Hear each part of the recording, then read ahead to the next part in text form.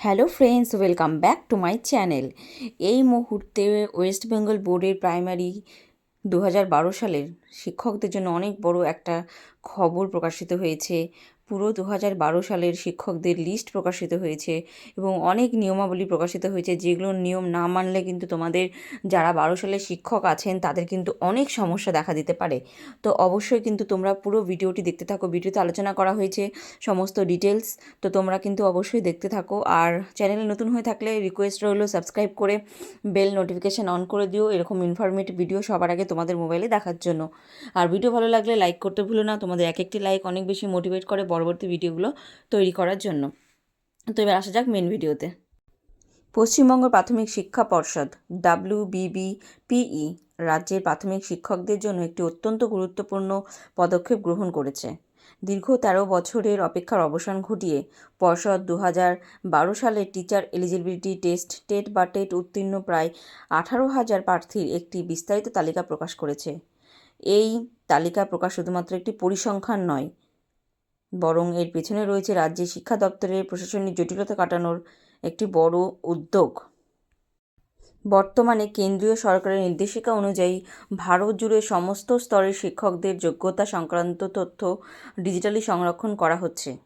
এই প্রক্রিয়ার অঙ্গ হিসেবে পশ্চিমবঙ্গের শিক্ষকদের টেট পাসের তথ্য IOSMS পোর্টালে আপলোড করা বাধ্যতামূলক করা হয়েছে। এখানেই দেখা দিচ্ছিল বিপত্তি। 2012 সালে যারা শিক্ষক হিসেবে নিযুক্ত হয়েছিলেন তাদের অনেকের কাছেই টেট পাসের কোনো লিখিত প্রমাণপত্র বা হার্ড কপি শংসাপত্র ছিল না।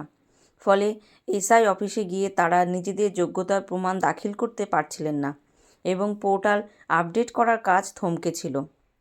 শিক্ষকদের এই দীর্ঘদিনের সমস্যার সমাধান করতেই পর্ষদ 2012 সালের উত্তীর্ণদের নাম, রোল নম্বর এবং প্রাপ্ত নম্বর সহ এই তালিকা জনসমক্ষে নিয়ে এসেছে। প্রকাশিত এই তালিকায় পরীক্ষার্থীদের তথ্যের স্বচ্ছতা বজায় রাখা হয়েছে।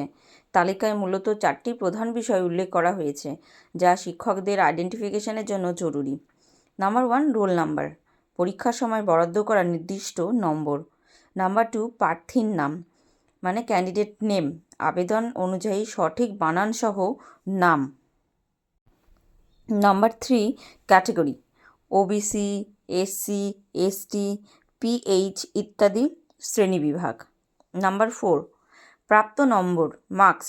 2012 সালে 100 নম্বরের পরীক্ষার প্রার্থী কত নম্বর পেয়েছিলেন তা স্পষ্টভাবে উল্লেখ করা হয়েছে। সংশ্লিষ্ট শিক্ষকদের এখন কী করণীয়? যে সকল শিক্ষক শিক্ষিকা এই তালিকায় নিজেদের নাম খুঁজে পেয়েছেন তাদের অবিলম্বে কিছু নির্দিষ্ট পদ্ধতি মেনে SI অফিসে যোগাযোগ করতে হবে। তথ্য জমা দেওয়ার প্রক্রিয়াটি নির্ভুল করতে নিচের ধাপগুলো অনুসরণ করতে হবে। যেমন নাম্বার 1, নোটিফিকেশন প্রিন্ট। পর্ষদ যে নোটিফিকেশনটি জারি করেছে তার প্রথম পাতা প্রিন্ট করতে হবে। তালিকা প্রিন্ট, 18,000 নামের মধ্যে যে পৃষ্ঠায় আপনার নাম, রোল নম্বর রয়েছে শুধুমাত্র সেই পৃষ্ঠাটি প্রিন্ট করুন। এরপর আসে চিহ্নিতকরণ। প্রিন্ট করা পৃষ্ঠায় কলম দিয়ে নিজের নাম ও রোল নম্বরের স্থানটি মার্ক করুন যাতে সহজেই চোখে পড়ে। তারপর আসে স্বাক্ষর। ওই নির্দিষ্ট পৃষ্ঠায় মার্ক করার পর নিজের স্বাক্ষর বা সই অবশ্যই করবেন। এবার হচ্ছে জমা দেওয়া। নোটিফিকেশনের প্রথম পৃষ্ঠা নিজের নাম ও সই করা পৃষ্ঠাটি পিন করে বা স্টেপল করে আপনার সার্কেলের SI অফিসে জমা দিয়ে আসুন। এই তালিকাটি PDF আকারে বিভিন্ন শিক্ষক সংগঠন বা টেলিগ্রাম গ্রুপের মাধ্যমে ছড়িয়ে দেওয়া হয়েছে।